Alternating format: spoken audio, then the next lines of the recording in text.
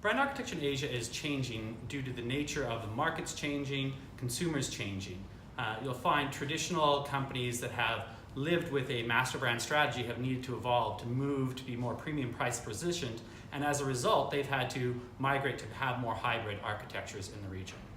It's hard to say exactly what the strongest brands are in Asia, but our recent research in China has shown a lot of brands that are focused on smartphones in the digital space are the most successful brands.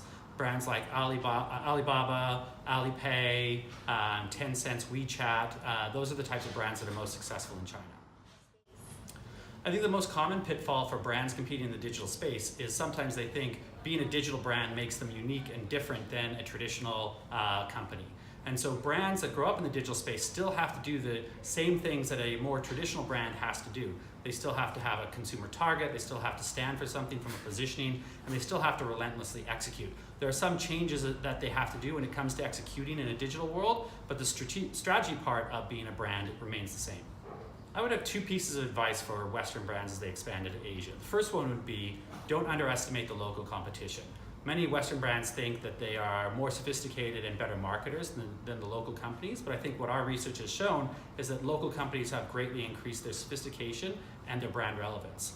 The second thing I would tell Western companies is don't forget to localize. What works for you in the West will not work for you in Asia. And Asia also is many different countries, so don't think one universal Asian strategy will be successful.